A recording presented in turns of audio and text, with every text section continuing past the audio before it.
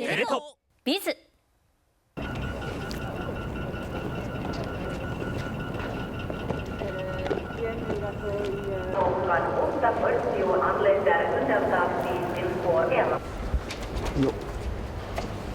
あ、もう全然普通のプラットフォーム。ナンバー9ってここ？そこですか？私は今フィンランドの首都ヘルシンキ中央駅のホームに来ています。この駅はですね、ロシア第2の都市サンクトペテルブルクから1日2本長距離列車が到着しています。このホームちょうどいつも到着する場所です。今日もこの後2時間後に1便到着します。スーツケースを持って降りてくるロシア人客は若者から高齢者まで様々な人がいました。 EU ではロシアのワクチン認められていないため誰でも簡単に出国できるわけではないのですが、こちらに家族がいるなどの理由で来ている人が多かったです。ただですね、一部ロシアへの経済制裁や、国内での言論統制などを嫌がりロシアを出てきたという人たちもいました。今まさにですね来ている電車というのがサンクトペテルブルク、ロシアから、フィンランドに向かってきた電車です。この電車が最近ですねもう満員続きということで、増便までしているということです。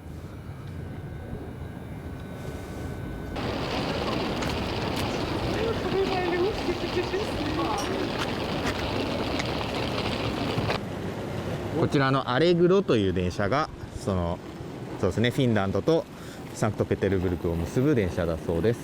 Of course, it's because of sanctions too.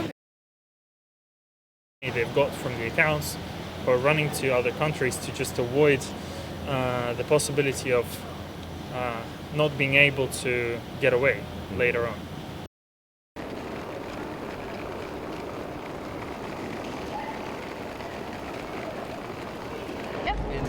Yeah, the background. Yes, the train.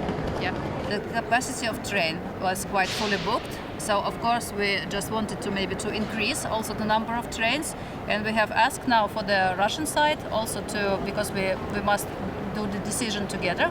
These people which are traveling now, like Finnish citizens and Russian citizens, and of course Russian citizens which were traveling, they have like some kind of a Schengen visa or Finnish visa, and they're like going somewhere, or either in Finland or maybe in some other European countries. So like the transit passengers.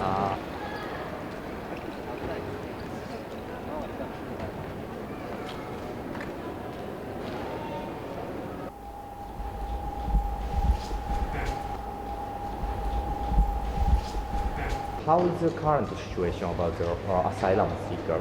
So the number and the what kind of people come to Finland? Yeah, now the number is high, but most of them come from Ukraine. We have over 7,000 Ukrainians who have sought for international protection, and for example, number of Russians is less than 100. So there is 100 times more Ukrainians than Russians who are seeking for international protection. It's difficult to answer this question. So what's your view about the future? So the number of the people matter. Of course, it depends what will happen in Russia. The whole situation in the country and economic situation and everything. So we monitor it carefully, but we haven't seen any rise in numbers in what comes to asylum seekers with Russian citizens.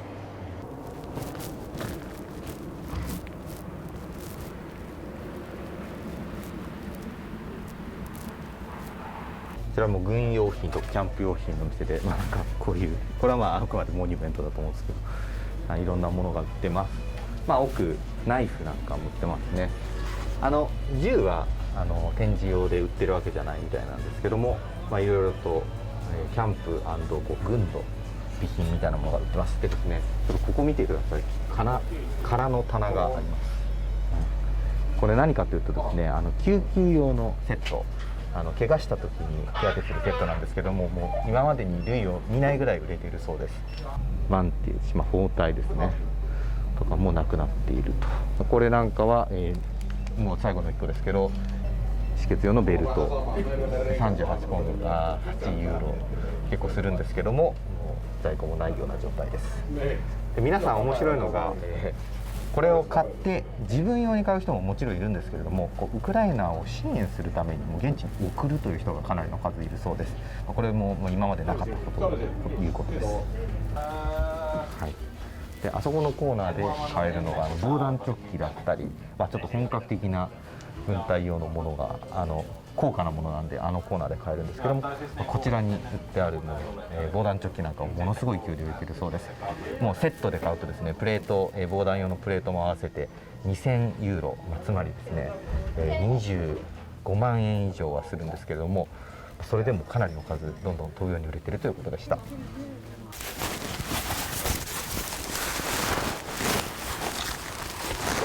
でここにこの板がこう、入ると。これはちょっとサイズが違うらしいんであるんですけど、なかなか確かに絶対普段使わないような、相当やっぱ重たいですね。でもこれでも軽い方っていうことでした。そうね、8キロ9キロぐらいになると。Meillä on paljon asiakkaat ostaa ja lähettää suoraan Ukrainaan ja sitten suomalaiset reserviläiset haluaa valmistautua ja niin kuin ostaa itselleen niin kuin varmuuden vuoksi. Varautuminen on myös Suomessa noussut. Joo, mutta se on aika halpa henkivakuutus sitten kuitenkin. あなたも持ってるんですか、自分のやつ。 Onko sä itse ostanut? Olen.そうMä uskon, että niin kuin kaikki, jotka näitä ostaa, niin se luo turvallisuuden tunnetta.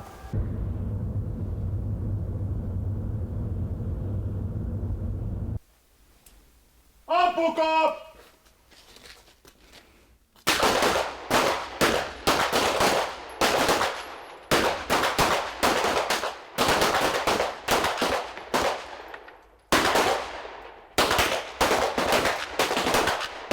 今ですね、これ民間の、軍事トレーニングに参加している人たちの様子を撮ってるんですけども、すごい硝煙の匂い、煙の匂いします。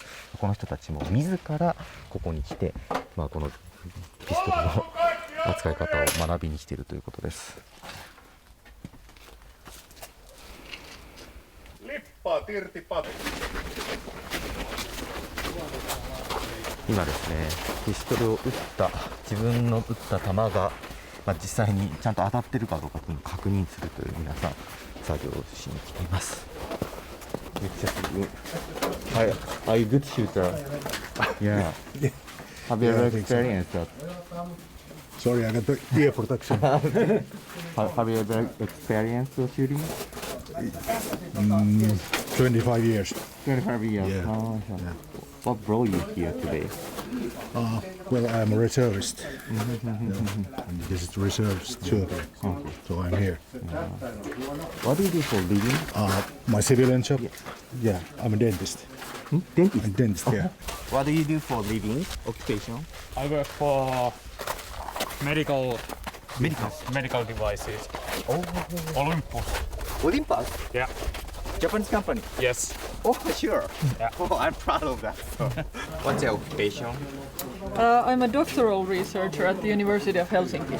Oh, University of Helsinki. Oh, so sure. Unstable situation. So after the invasion happened, sorry. What do you think about this situation? I think it's worrisome. It's maybe less surprising that it should be. Of course, when it actually happened, I mean, there were signs. There had been many hypotheses that something like this might happen. I think no one really wanted to believe it.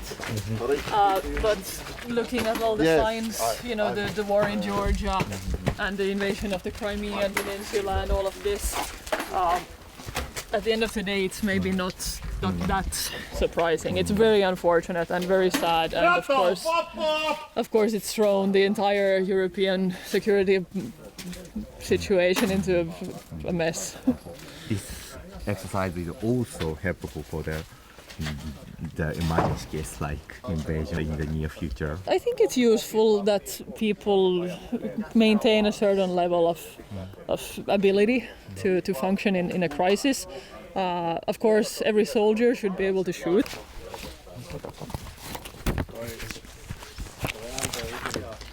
So how is the current number of the inquiry to join this exercise? Huge. Huge. Huge. So the Three times, 2 times as much as before the current crisis going on. sure. We have an extremely high will to defend the home country, so it is obvious to me that. And the high number of conscripts who have done the military service, so it's obvious that they want to still keep up their skills.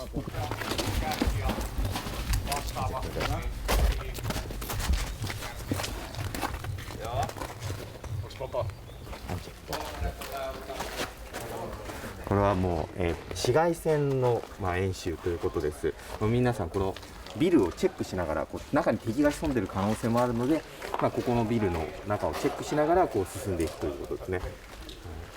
窓の上だったり向かいの建物も警戒しつつ進むと。Could you explain what they are doing now? They are training the movement around the building and the windows. They are dangerous, of course. I think the first person this team is very in danger. Yes. And then the last person is also. Yeah. So this is very difficult because the buildings has a lot of openings. So if you have the enemy inside, they got in those 3 weeks the war has gone on in Ukraine. So they got like 6,000 contacts from civilians or from the reserve that they want to come on these courses. So the people are like reacting on the situation in Ukraine.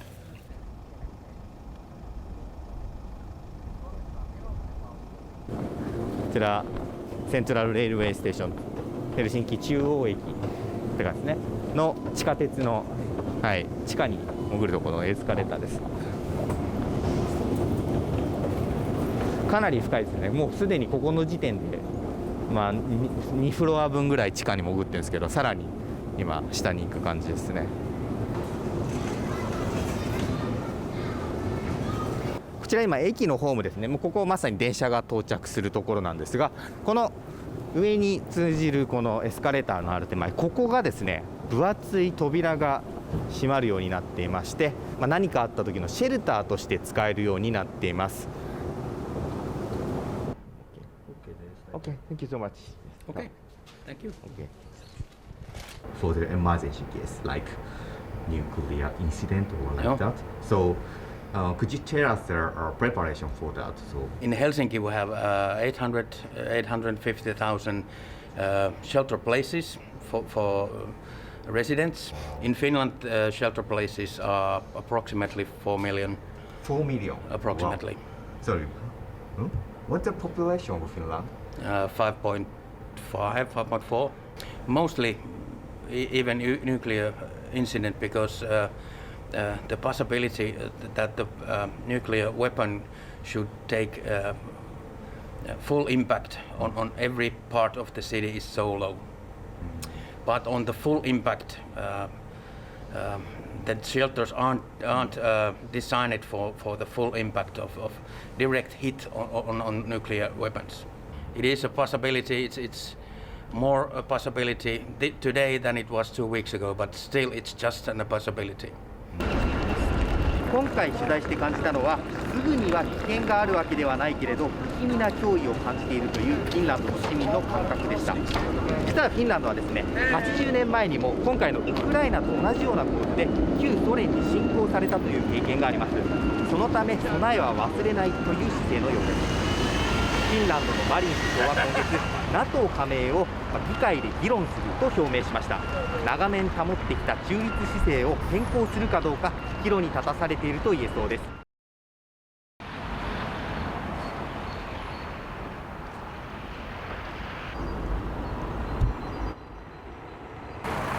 フィンランドにあるロシア大使館の前なんですが、いろいろとウクライナを支援するメッセージが掲げられています。その中にですね、ちょっと一見なんだかわからないような、このようなサインもあります。これですね、実はですね、ロシア語でニュースを配信しているぞというフィンランドの大手新聞社のメッセージなんです。ロシアでプロパガンダのが多数ありましてですね、情報統制厳しくなってきている中で、ロシア語で西側のニュースを発信するというのを行っています。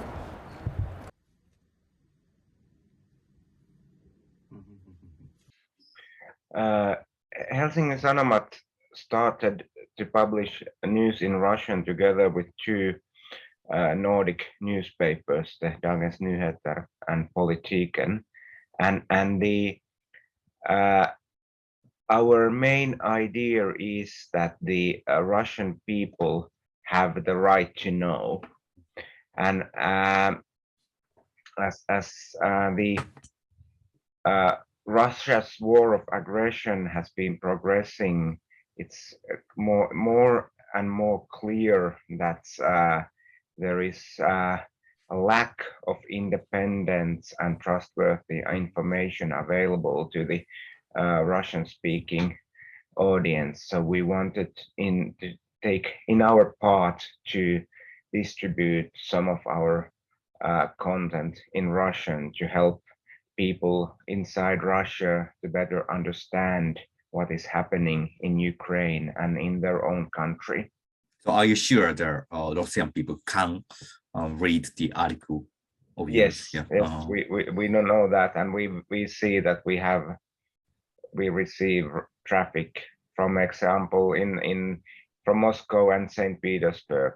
We see from our analytics that there are people from those regions reading our articles. I agree with your opinion, but it's difficult to pull Russian people away from their propaganda. So what do you think about the situation? Well, of course, the television is very strong in Russia, and the national state-controlled television is projecting one storyline on this subject. But I still feel that even though it is difficult, it's still something that is valuable, because all shreds of truth that might be reaching the Russian audience have the possibility to influence how they think of the situation. And I think that it's also important that we see that it is we don't leave the Russian audience alone in this kind of situation, that this is also to support the people within Russia who feel that this war of aggression is not something they want to be part of. So providing at least them with accurate information is a valuable thing.